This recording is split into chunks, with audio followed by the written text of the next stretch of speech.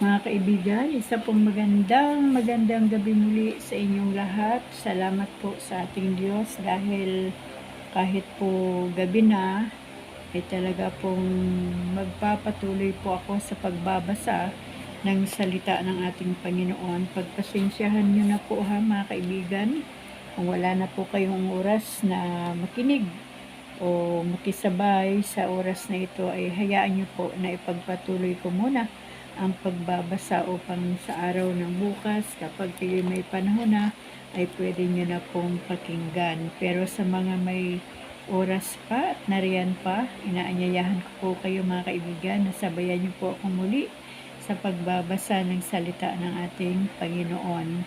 At patuloy nawa tayong gabayan ng ating Diyos sa gabing ito para maipagpatuloy ko po ang pagbabasa ng kanyang salita. Ganon din ang banal na Espiritu Santo, dahil kung wala ang Holy Spirit, hindi po natin maunawaan ang salita ng Diyos na ating binabasa. Pagpasensyahan nyo rin po yung ating background na puro po halaman para po maganda po sa ating mga matayan, ang kulay green. Ano po.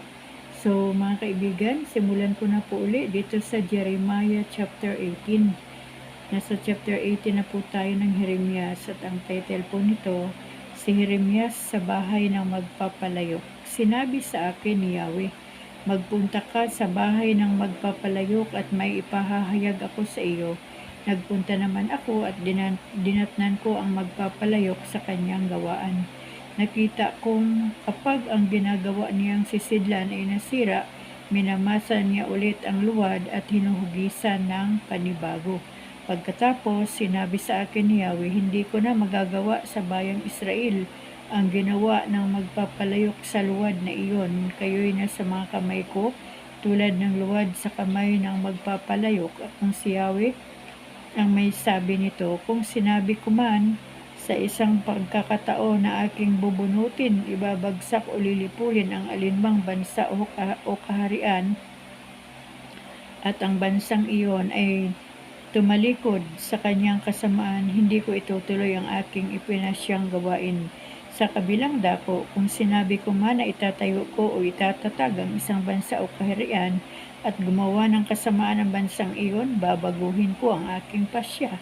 Kaya nga, sabihin mo sa mga naninirahan sa Juda at sa Jerusalem na may binabalak na ako laban sa kanila.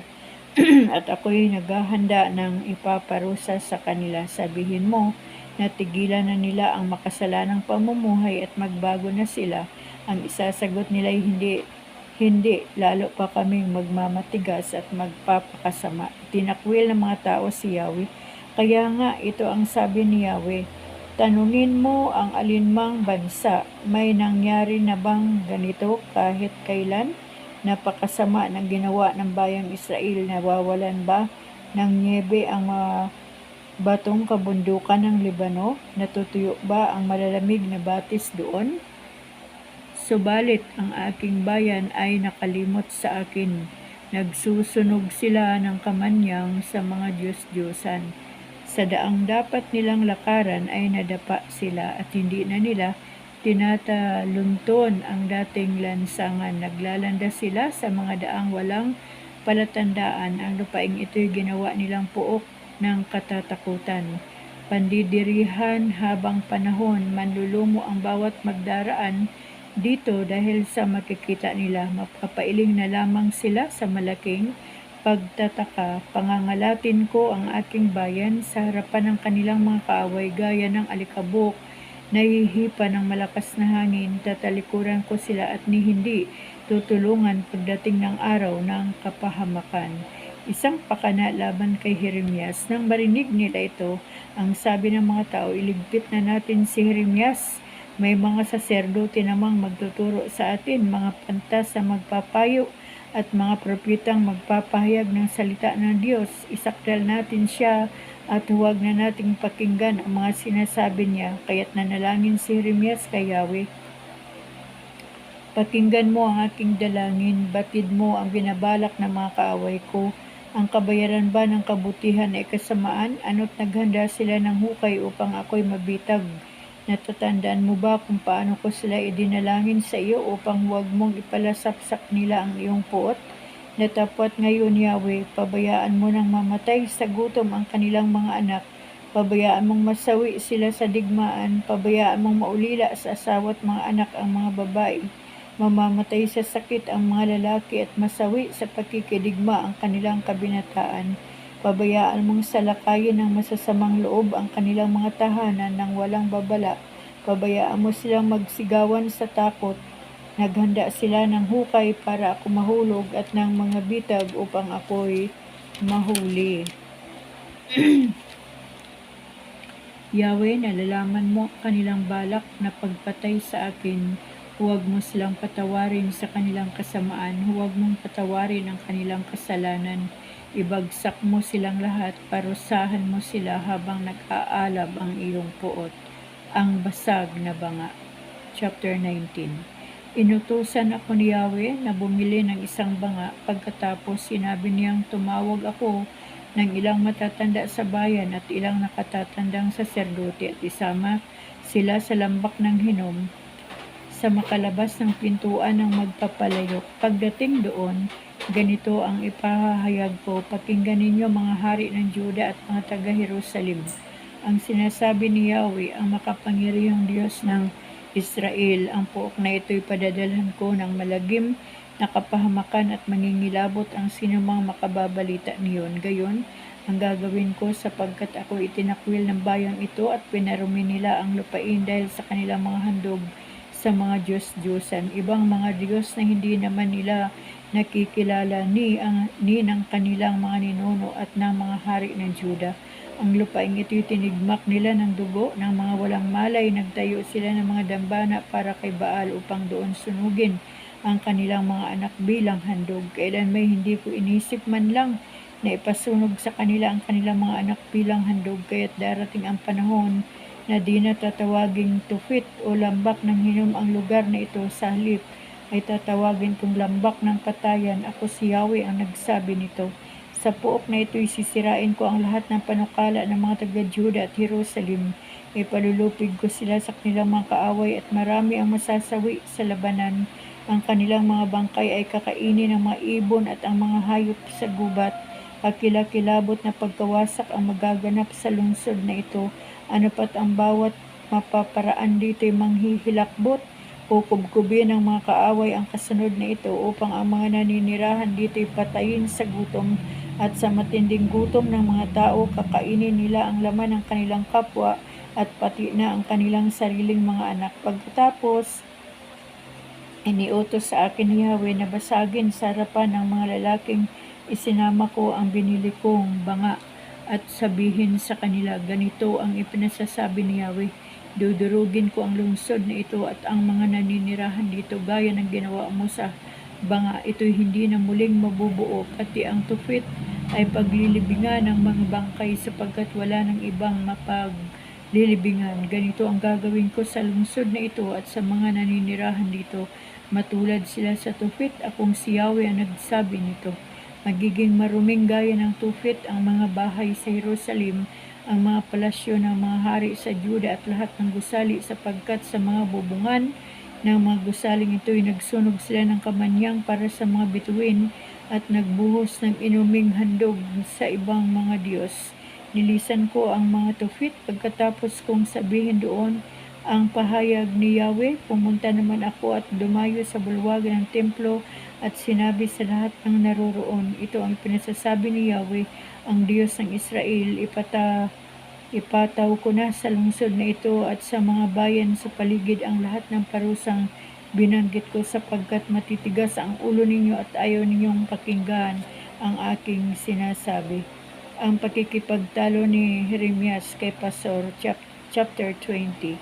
Si Pasor na anak ni Immer ay isang saserdote at siyang pinakapuno ng mga naglilingkod sa templo. Narinig niya ang pahayag ni Jeremias, kaya't ipinabugbog niya ito, ipinangaw ang mga paa at kamay at magdamag na ipinabilanggo sa itaas ng pintuan ng Benjamin na nasa hilagang bakuran ng templo. Kinaumagahan nang siya'y pakalagan na ni Pasor, sinabi ni Jeremias, hindi na Pasor ang tawag sa iyo ni Yahweh, kundi sindak sa lahat ng dako. Sapagkat ang sabi ni Yahweh, gagawin kitang katatakutan ng iyong sarili at ng mga kaibigan mo. Makikita mo ang pagkasawi nilang lahat sa tabak ng kaaway. Ipaiilalim ko ang lahat ng taga-Juda sa kapangyarihan ng hari ng Babylonia. Ang iba'y dadalhin niyang bihag sa Babylonia at ipapapatay naman ang iba. Pababayaan ko ring makuha ng mga kaaway ang lahat ng kayamanan sa lungsod na ito at maaagaw ang lahat ninyong ari-arian. Ika muna mga kaibigan. At naipit yung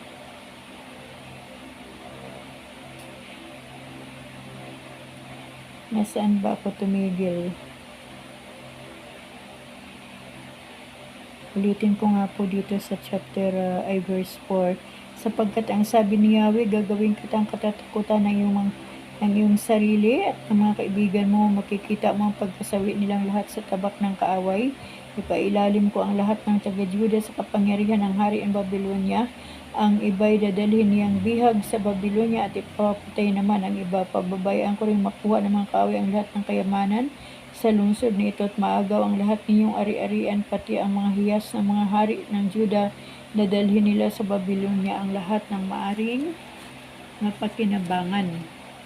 Ikaw naman, Pasor, at ang iyong buong sambayan ay mabibihag at dadalhin sa Babylonia. Doon na kayo mamamatay at malilibing kasama ng inyong mga kaibigan na pinagsabihan ninyo ng mga kasinungalingang ito.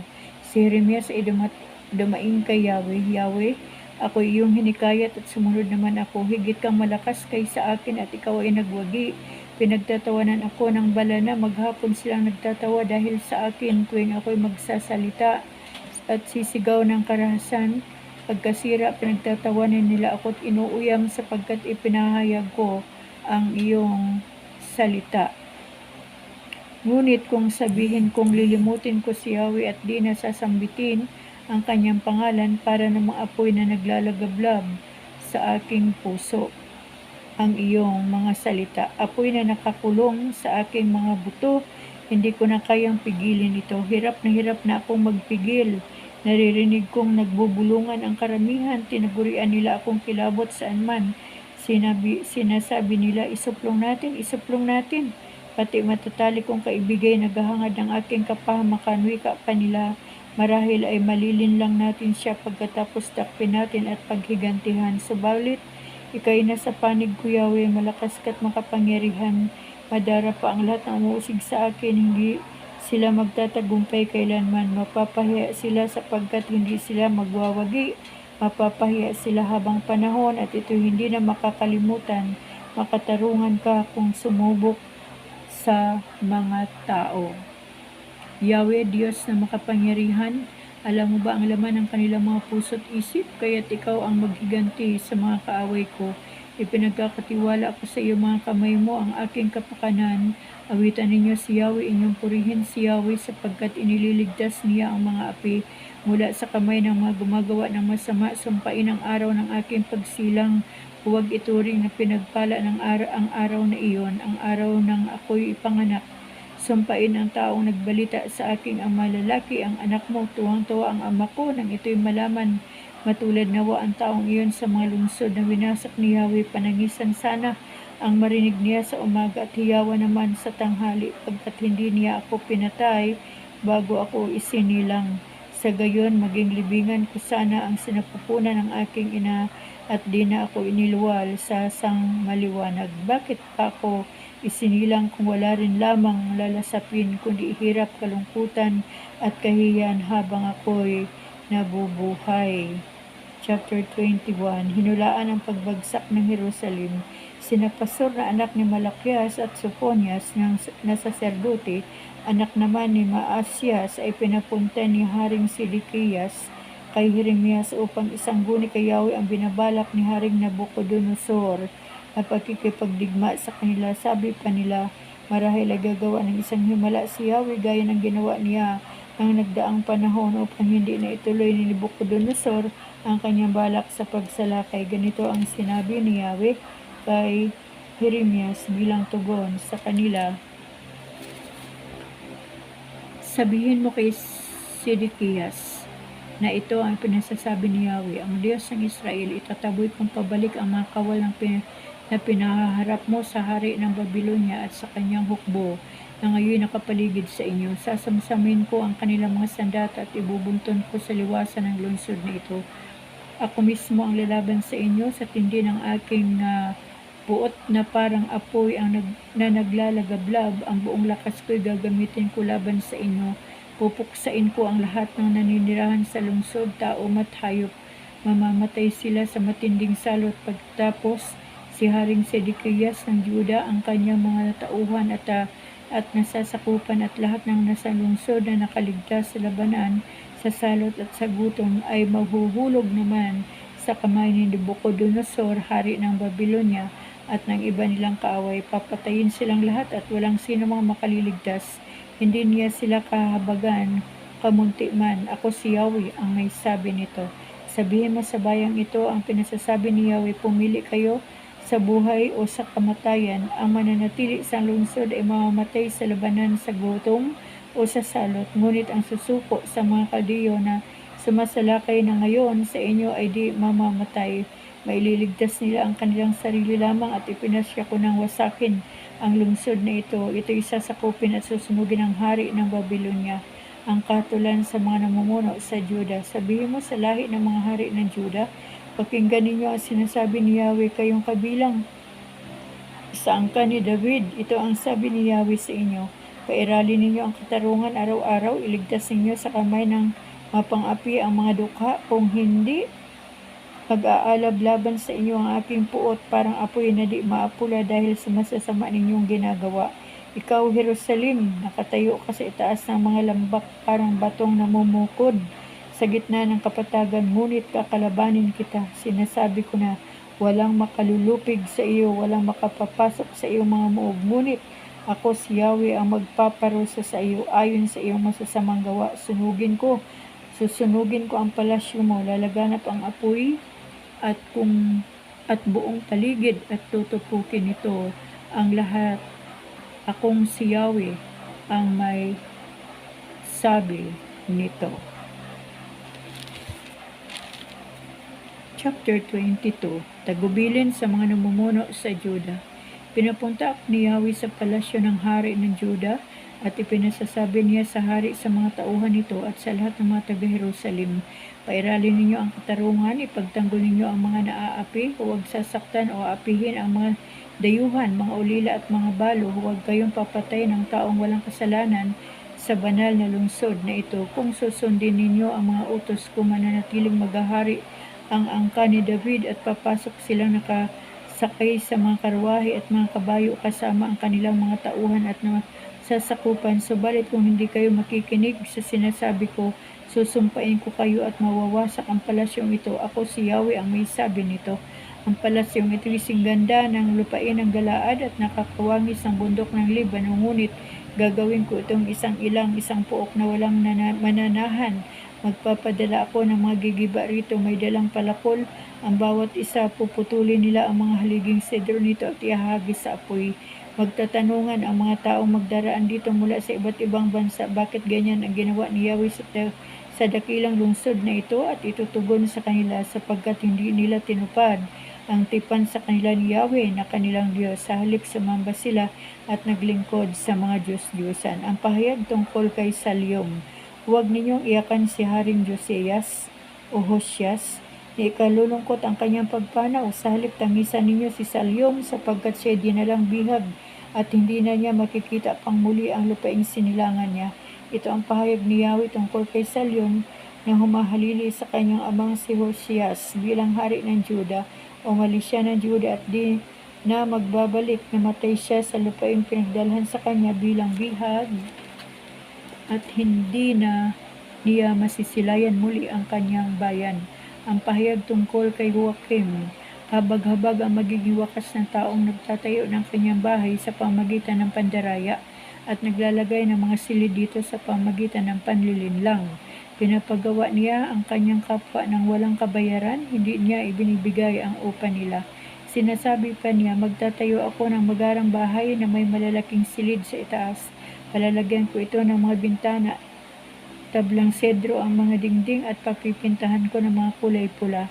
Kung gumamit ka ba ng sedro sa iyong bahay, ikaw ba'y isa ng haring maituturing? Gunitain mo ang iyong ama, siya'y kumain at uminom, nakitungo siya ng pantay-pantay at makatarungan, kaya't namuhay siyang tiwasay. Tinulungan niya ang mga dukha at nangangailangan, kaya't pinagpala siya sa lahat ng bagay. Pinatunayan niyang ako'y kanyang nakikilala, subalit kayo wala kayong iniisip at hinahangad kundi ang sariling kapakanan. Hindi kayo magniningning, pumatay ng walang kasalanan at gumawa ng mga kalupitan. Ito ang sabi ni Yahweh. Kaya nga, ganito ang sinasabi ni Yahweh tungkol kay Joachim, anak ni Haring Josias ng Juda. Walang tatangis sa kanyang pagpanaw at magsasabing mahal kong kapatid o ang kapatid ko. Wala ring mananambitan para sa kanya at sisigaw ng, O Panginoon, wala na ang aking hari. Ililibing siyang tulad ng isang patay na asno.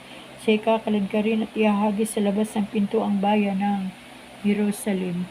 Ang pahayag tungkol sa sasapitin ng Jerusalem. Umakyat kayo sa Libano at humiyaw, sumigaw kayo hanggang sa marinig sa basa ng inyong tinig. Kayo'y manangis mula sa tuktok ng bundok ng Abarim, sapagkat nilipol ng lahat ang kapanig ninyo. Nangusap ako sa inyo nang kayo'y nakakariwasa, subalit hindi kayo nakinig. Ganyan na ang inasal ninyo mula sa inyong kabataan. Ni minsan ay hindi kayo tumalima sa akin. Malilipol na parang tinangay ng malalakas na hangin ang inyong mga pinuno. May bibihag ang lahat na nagmamahal sa inyo. Wawasakin ang lungsod ninyo at kayo mapapahiya dahil sa inyong masasamang gawa. Kayo nakatira sa magagarang bahay na yari sa sidro, buhat sa Libano. Di birong hirap ang daranasin ninyong pagdating ng panahon, gaya ng pagdaramdam ng babaeng manganganak. Ang kahatulan ni Yahweh kay Connias. Sinabi ni Yahweh, kung ikaw man, Connias, anak ni Haring Joachim ng Juda, ay naging singsing na aking pantatak, huhugutin kita sa aking daliri. Ibibigay kita sa mga ibig pumatay sa iyo, sa mga taong kinatatakutan mo, kay Haring Nabucodonosor ng Babylonia at sa mga Kaldeyo. Itatapon ko kayong mag-ina sa isang lupaing malayo sa lupang sinilangan mo. Doon na kayo mamamatay at hindi na kayo makakabalik sa sariling bayan na nais ninyong makita uli. Ito bang si Connias ay isang bangang itinakwil, basag at walang ibig umangkin? Bakit siya itinapon pati ang mga anak niya sa isang bansang hindi nila nakikilala? O hayan, bayan, pakinggan ninyo ang salita ni Yahweh, sapagkat sinasabi niya, isulat mo tungkol sa lalaking ito na siya'y hinubda ng lahat ng karangalan, na hindi uunlad ang kanyang buhay at wala siyang anak, na luluklok sa trono ni David o maghahari pang muli sa Juda.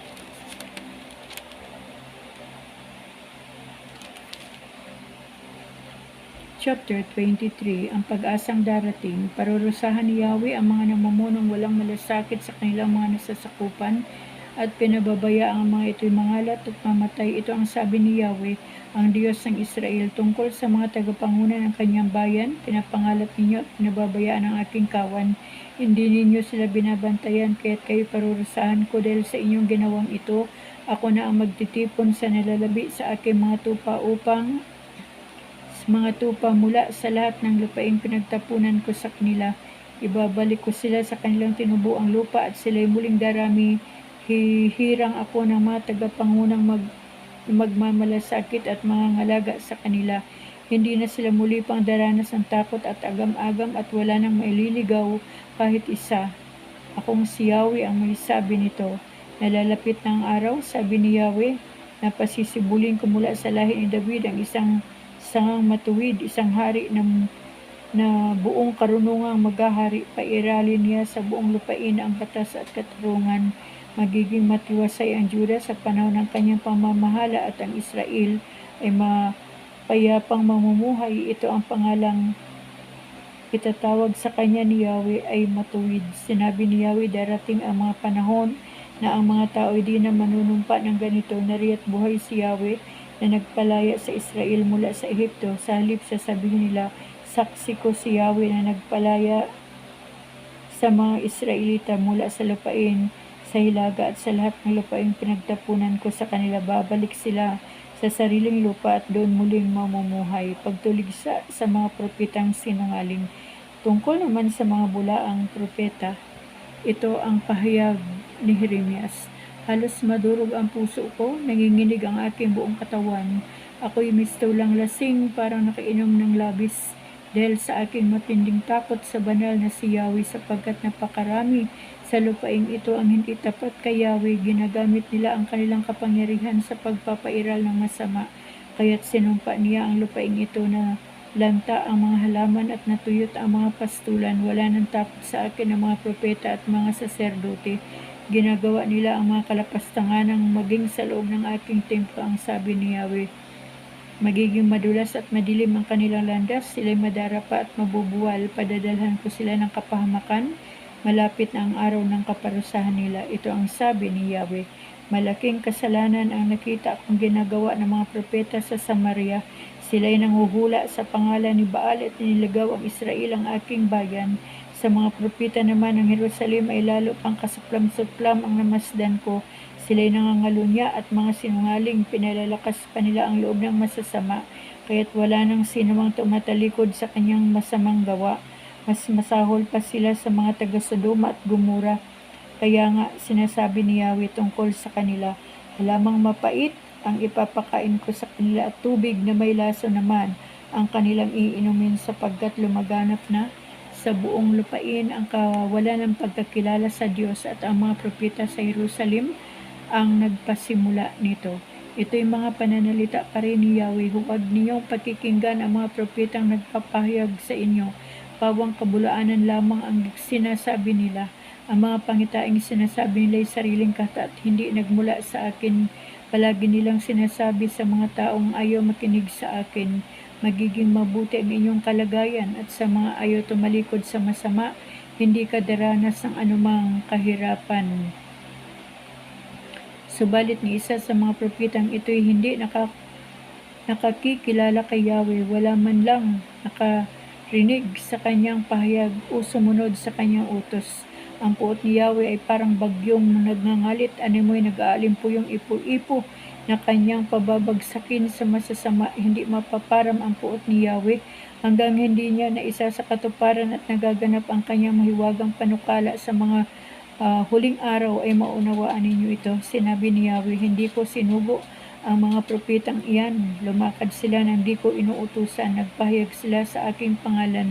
Gayong wala naman akong sinabi sa kanila. Kung tunay nilang natutuhan ang aking mga salita, maaari nila itong ipangaral at akayin ang aking bayan na magsisitalikdan ng kanilang masasamang gawa. Ako ay sa Diyos na nasa lahat ng dako at hindi sa iisang lugar nananatili. Walang makapagtatago sa akin, nakikita ko siya saan man siya pumunta. Sapagkat ako'y nasa langit, nasa lupa at nasa lahat ng lugar, alam ko ang ginagawa ng mga propetang bulaan. Ginagamit nila ang aking pangalan at ipinangangalandakan na sila'y binigyan ko ng pangitain.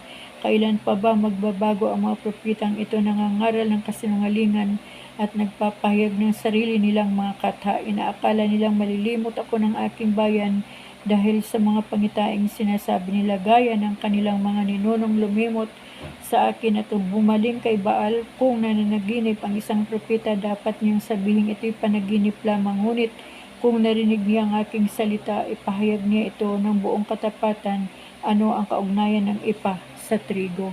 Sabi ni Yahweh, parang apoy ang aking salita at katulad ng pamukpok na dumudurog sa malaking bato. Ako'y laban sa mga propetang gumagamit ng salita ng ibang propeta upang palabasing pinagpahayagan ko sila. Ako'y laban sa mga propetang kumakata ng sariling pangitain, saka sasabihing iyon ang sabi ni Yahweh.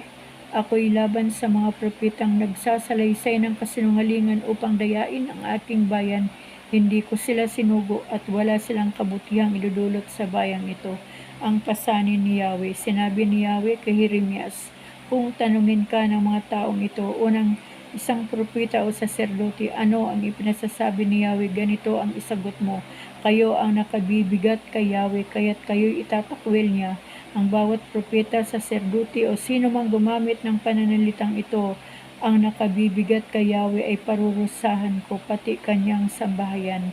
Ang sasabihin ninyo sa isa't isa, ano ang tugon ni Yahweh, o kaya ano ang sinabi ni Yahweh, datapwat huwag na ninyong sasambitin kahit kailan.